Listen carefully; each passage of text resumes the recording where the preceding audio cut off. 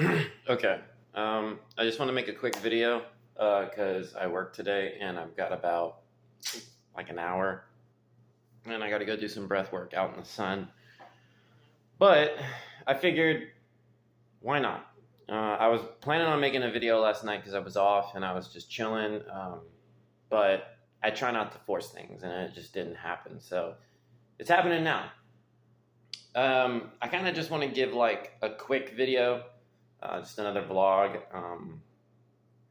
Basically, give uh, answers to a lot of various different types of media that has been used, or symbolism and the nature of metaphysics, mythology, the sacred sciences and stuff that have been used in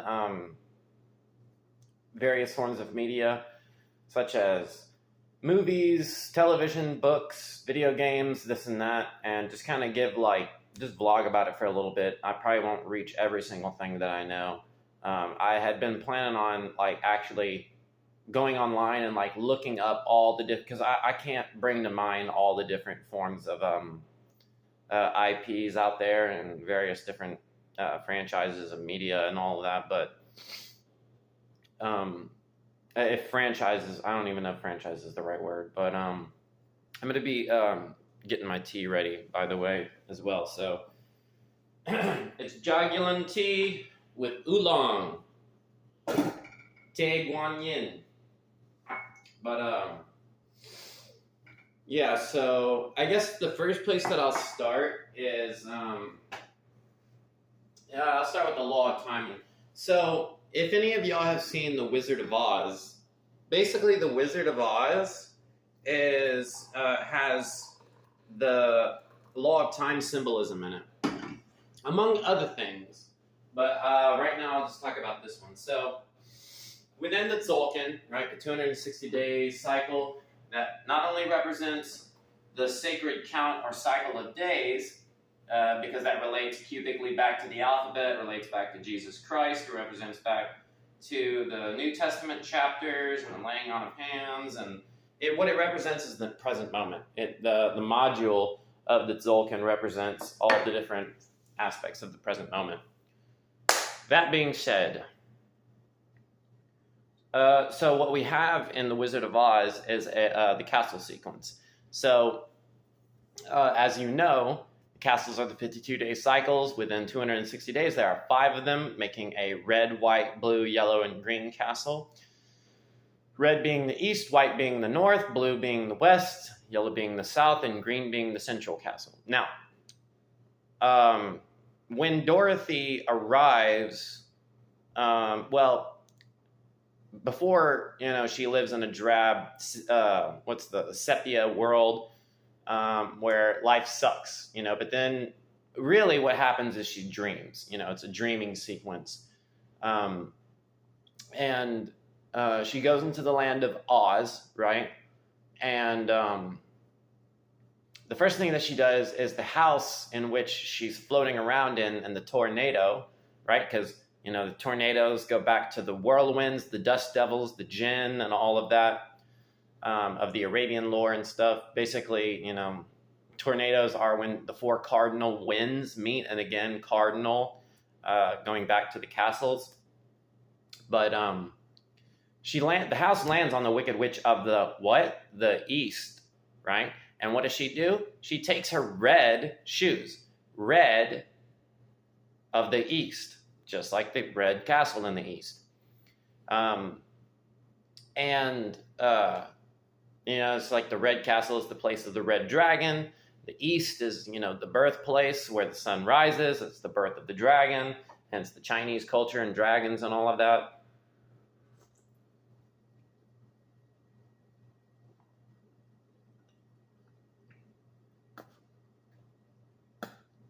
Yeah, I don't really try to drink the leaves, but that was a big one.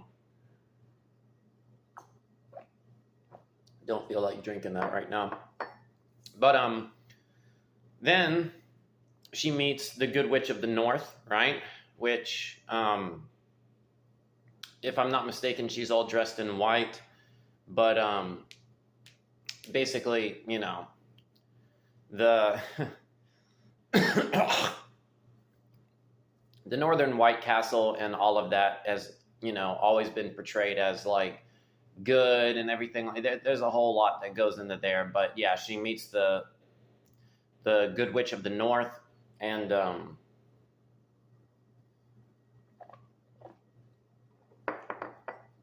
later on she meets the Bad Witch of the West, which is the Blue, right? And I don't want to get into the whole root races of the white and the blue race, but each of the castles and the directions represent their 4 original root races that existed long ago. But the Blue Western Witch is, or she represents blue, right? Which she doesn't like water, even though she represents the water. But she has what? Flying monkeys. And the court of the Blue Castle is the Court of Magic, which is the Blue Monkey Wave spell in the Blue Castle. So I'm not going to get into that because it's kind of derogatory towards certain of the root races, and it exemplifies other of the root races. But there's a whole thing that goes into that, and I don't want to talk about that. But anyways, and then basically she, goes along the yellow brick road. By the way, she's aided by 3 companions in Toto. I'm sure there's some symbolism in that, with like the Scarecrow, which is the green man, and then you have the Tin Man, which is the gray man, where, the gray wizard, this and that, and the lion and all of that with, the 4 beasts of Revelation and stuff with Toto as well. But, or herself. But she follows what? The yellow brick road. That's the yellow castle in the south, which concludes with the 4 normal castles, the 4 basic. And where does she go along the yellow brick road? The Emerald City of Oz, which is the green castle in the center, which is ruled by the Court of Enchantment, which is the wizard's court. And who does she meet in the Emerald City? But a wizard. And he's got like a green head. He lives in a green city. And whenever, she basically dispels an illusion in that sense, which is what the whole purpose of the dream spell is about, is dispelling that illusion, dispelling that enchantment of other wizards, in the sense, the wizards who have hijacked the nature of time. And then what does she do to return home? She clicks her red heels. And then, because after the green castle starts the red again. So there's a lot more that goes into that, but this is just cursory glances on these things. Another thing that's interesting is, and I'm not sure if I talked about any of these in past videos, but the Transformers franchise. Well, first I'll say the Star Wars, because I have very little to say about Star Wars, even though most people should be aware of more than this. It's like I only have cursory glances on these things. My point is to guide people to go and find more. So that way we can make a collection of these things and understand, one, all the truths that are in those forms of media, and then also dispel the illusion. So Luke, right? Luke is not only a biblical name, but he's the Skywalker, which the 13th seal of the vinyl, right? The vigesimal system in the law of time is the red Skywalker. Now note, it's the red Skywalker, right? So it's kind of like an alteration. Well, originally Luke's lightsaber was white, and that's very key.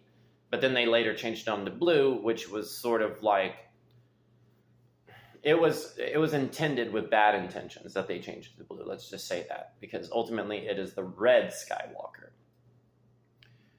They talk about the Force, right? The Force is nothing more than magnetism. I was talking about the weirwoods in the last video. It is a magic net, right? Which is an anagram for magnetic, right? And because, again, the trees, in biblical symbolism and other forms of mythological symbolism and spiritual symbolism and stuff, represents the magnetic field, right? And the Force is that, right? The magnetism is the force, and the dielectric is the source, right? So you have this like force field, source shield type thing, right? And the way they describe, the way Obi-Wan or old Ben Kenobi describes the Force is that it binds everything together. That's exactly what the magnetic field does. It's like a net, right? It's like a dream catcher. But also, it penetrates everything, which it does, right? And that's the metaphysical, right? So there's already talking about, you know, these kinds of things in Star Wars. But going forward, in Transformers, they talk about this character known as Megatron. He's like the bad dude, right? He's the bad guy. He's basically an evil robot from outer space. Megatron. His name is one letter away from Metatron, which is an angel in the Hebrew tradition. And he's known as like the scribe or the record keeper, but he's also known as he who speaks for God, right? Or the voice of God in this sense. If you know anything about what I've been talking about here lately with septenary gematria, you know that it's septenary, and so it's all based on 7. And there's only 2 letters that equal 7, and that's G and T, right? That's the inner and the outer aspect of the 7. And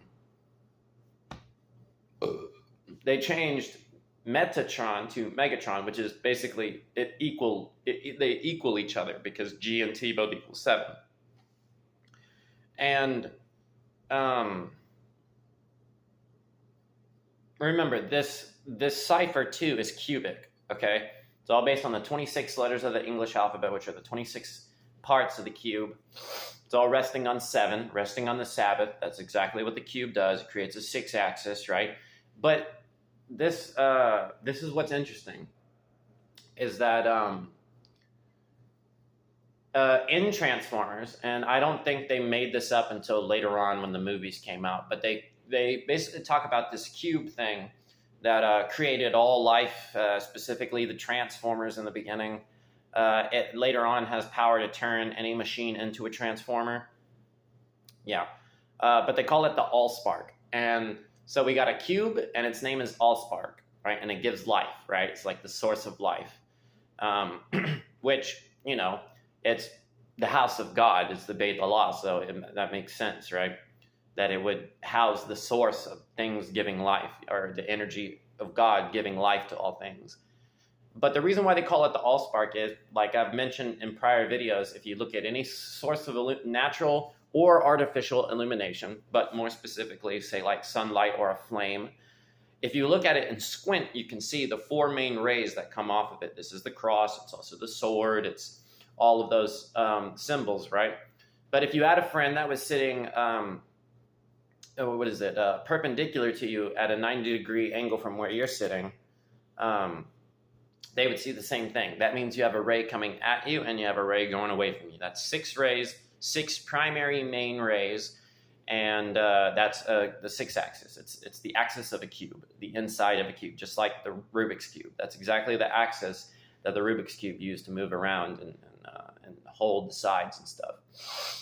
And so therefore, every spark, all sparks have this inherent geometry in it, right? And the inside of that, you know, it creates the axis of the cube, which gives you the parameters, or the perimeter, right, of that field, right, which is straight lines. But inside that is the torus, which is the magnetic field. So, and I just want to mention that a lot of the people who, well, we'll get to that at the end. The Infinity Gauntlet from the Marvel comics, right? You know, there's the gauntlet, and it holds the 6 stones. Well, those 6 stones are exactly Kabbalah. I don't have a picture here with me, but the Kabbalah, you know, the corrected Kabbalah, right, the tree of life, has 6 fruit or stones in the middle, and then it has 3 on either side, giving you a total of 12. But they are represented by 6 colors, which you have 6 in the center of red, orange, yellow, green, blue, purple, and then you have a red, orange, yellow, green, blue, purple on the 6 outer. Well, that's the 6 colors of the stones. And where do they fit? In the gauntlet, right? Different depictions of the Hamsa hand with the eye, you know, was made with like rings, right? So you had 1, 2, 3, 4, 5 centered around a sixth ring. It's like they counted the palm. It was like of the energy centers of the hand, each of the 5 fingers represented different energy channels, but the palm is where they all intersected and unified in that sense.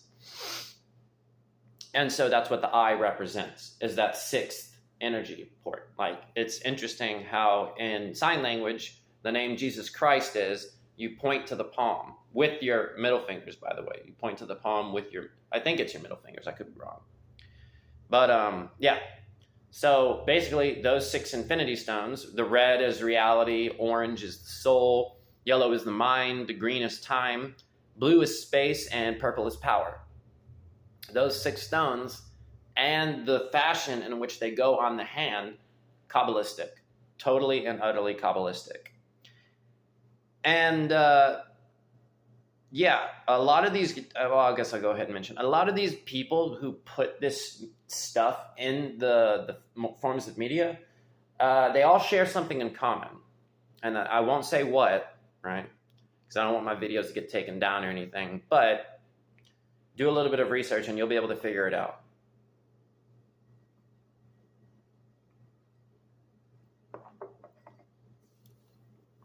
But yeah, like, I mean, I'll probably get going here soon because I've already been talking for about 16 minutes. Let me see if I can think of another example. There was a couple more that I was going to mention. Yeah, I mean, I want to make further videos on A Song of Ice and Fire. I could go on about A Song of Ice and Fire for a minute. So I think I'm just going to make separate videos for those topics. The Lord of the Rings. So out of all the rings that are given to, there's 9 rings for mortal men doomed to die. 7 for the dwarf lords in their halls of stone. And 3 for the elven rings, or 3 elven rings. That gives you a total of, 9 plus 7 is 16, plus 3 is 19. And then the one ring, which rules them all, is 20th. Well, the 19 and 20, by the way, those numbers, you can also check out Tau 19, right? And this relates back to the mathematical ratio of Tau, right? 19 and 20, the Vigesimal system, what it represents is wholeness. What it represents is the circumference of a circle, the number of divisors and, different things encoded within the very numbers themselves. Not even with Gematria. Like, literally just in the numbers 19 and 20 represent wholeness, the circumference of the circle, the perimeter of our body, right, with our fingers and toes. And as you know, with the rule of Kalel, you can include 0 in these systems, as most numeral systems are, like binary, ternary, quaternary, etc. So 0 to 19 is also the same as 1 to 20. And what that one ring represents is the number 0, because it's a solar symbol. Hence why it is gold, hence why it's activated with fire, all of this and that, right? But really what the ring represents is the misuse of this knowledge, right? Somebody who hijacks this knowledge and uses it for their own bitter end, right? And Tolkien is really telling us that the things that matter at the end of the day are things of the Shire, which is like spending time with your friends and family, working in the garden, and really just being content and humble about life, and then just enjoying the simple things and stuff like that. So Tolkien used a lot of these things in his stories. Like, for instance, with The Hobbit, he was fully aware of these things. With the Thorin and company, which were 13 dwarves, then you had Gandalf and then Bilbo. That's the first 15 seals, by the way, because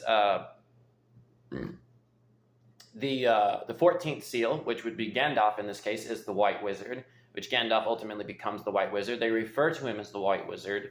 And then the 15th would be Bilbo, which is the Blue Eagle, which is the same seal as Tolkien himself. And he's stated that Bilbo is like, one of the main representations of himself in the story. And the Eagles themselves are like super good characters in this sense, right? Who are close to Gandalf. Because, seals 14 and 15 in this sense. But yeah, it's like at the beginning of the Fellowship of the Ring, Bilbo's 111, Frodo is 33. They both share the same birthday, which is what? September 22nd. That's 7 and 22. That gives you pi. Just like how Thorin, Gandalf, and Bilbo, or 13, 14, and 15 encode pi. Bilbo being 111 and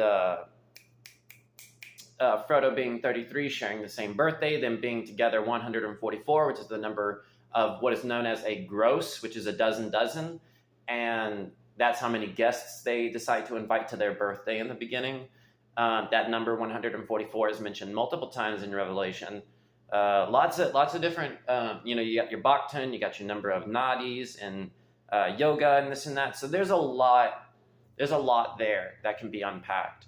And my point being is that all these movies that we watch, all of these books, all these forms of media, all these IPs, all these television shows, these video games, whoever is making these things. Oh, and it's like, just note, okay, like some of the major properties out there, like Star Wars, Indiana Jones, Lord of the Rings, Harry Potter.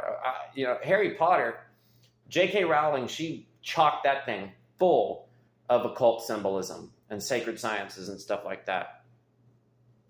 Like, like the first book being the Sorcerer's Stone. I think it's the symbol of the Deathly Hallows, the triangle and the circle and all of that. That's the Philosopher's Stone, and all the Latin that she puts in there. Vault 713, where the stone lies. The name Harry Potter, the lightning bolt on his forehead, super occult. There's a lot of things out there. And they have been putting this stuff in the media. See, what I'm doing right now, sharing this with you and giving you this knowledge and in a way that is convenient for me in my life to make videos rather than trying to go out there and proselytize and deal with it in the street and deal with just strangers and people out there in the world. This is a lot more easier with me, with my temperament and my energy levels, is to just make videos. But they're not doing that. You could literally take a character such as Jay-Z or Taylor Swift or Katy Perry or Kanye or Beyonce, any of these major celebrities, and nearly everything about them in terms of numbers and symbols in their music videos and the way they dress and what they say and what their music is about and what all of that is super occult. That's my point. And just by having you don't even need a complex understanding of it or years of study. Just study symbolism for a couple of years. Look into a lot of these sources that I'm handing you, and within a couple of years you'll be able to spot it left and right. Or not even a couple of years, within a year. You maybe even less than that if you know what you're doing and what you're looking for. I promise you, it's the world and our media is saturated with it. And most often than not, the people who are putting this forth, instead of telling us, they're making money and extorting us, right? They are exploiting us by using these things as a draw for our energy, to distract us, make money off of us, to get us to be obsessed with escapism. It's instead of going out there and helping our brethren and sistren, no, we're going and just trying to ignore all the problems and just live in these fantasy worlds of things that aren't even real, right?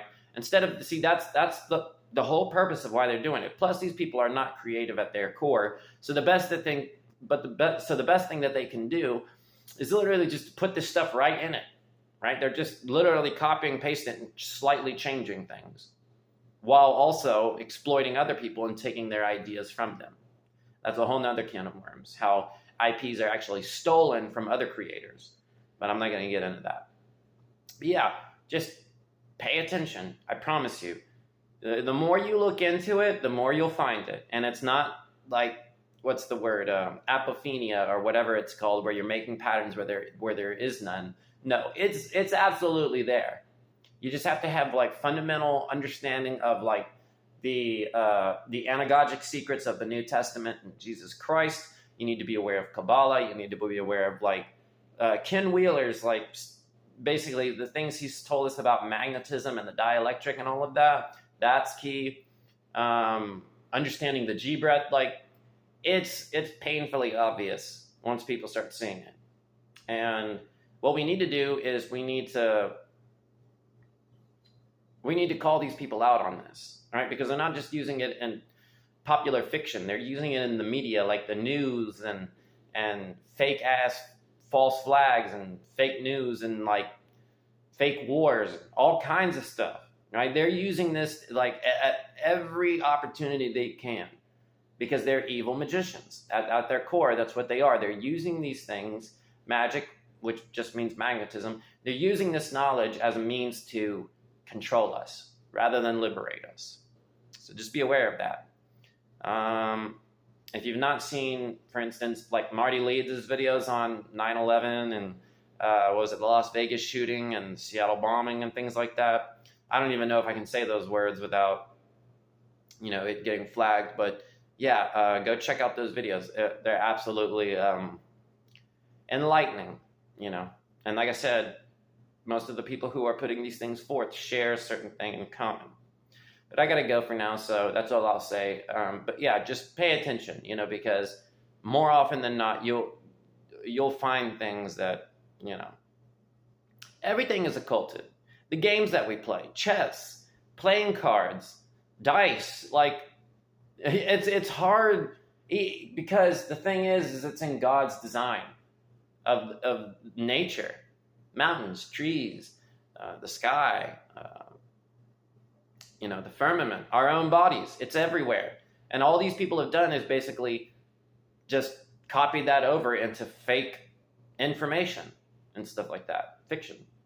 So, yeah, they're trying to mimic God. They're trying to play God because what did the devil do? He took all those things, he stole them and put them all over himself, trying to pretend to be the Savior, right?